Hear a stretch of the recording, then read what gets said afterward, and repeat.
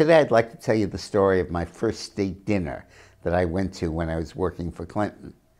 You know, the media had never really covered me before. I was jealous and guarding my privacy. And they had no footage of me, no B-roll as they called it, no photos of me in the file. So they were running these articles that I had become Clinton's chief advisor, but they had no photograph to run with it. And was invited to a state dinner by the Clintons, and this was the first opportunity they'd have to film me, to actually show what I looked like. So the paparazzi were all determined to attend and were waiting at the state dinner with their cameras ready until I would walk through the door. This was 1995.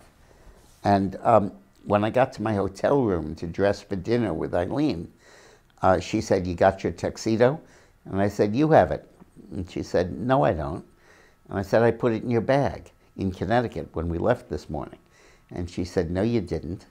And I realized that I put it in the wrong bag. The bag I put it in was still festooning our closet wall and closet door in Connecticut. And I had no tuxedo. So you couldn't go in a business suit. They take this stuff really seriously. So we called all kinds of rental places, rent it, buy it, steal it. Nothing worked. Nothing was open. So Eileen said, "Why don't you borrow a waiter's tuxedo? See if they have one downstairs at the hotel we were staying at." So we called down and they sent up a tuxedo that was a waiter's who wasn't there that night. And first it was shiny. Secondly, it was a Latino waiter who was smaller than I was. So it came up to here and higher than my ankles, looked like floods. You know, the pants that wouldn't get wet in the flood. So we walked in the door at the state dinner and they announced Eileen McGann and Dick Morris. All the flashbulbs started going off and we headed to the receiving line. The first person was Hillary, and Eileen told Hillary the story.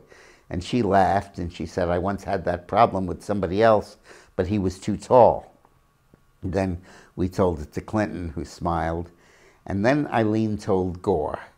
And he just dissolved in laughter, almost fell to the floor.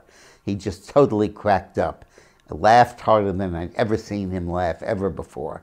And later he called over the Washington Post reporters to make sure they got a full-length portrait of me in this stupid waiter's tuxedo. It was all over the Washington Post the next day.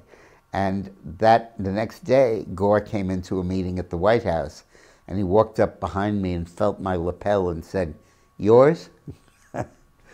This story and 99 others like it are in my new book, 50 Shades of Politics, anecdotes and vignettes from my political career.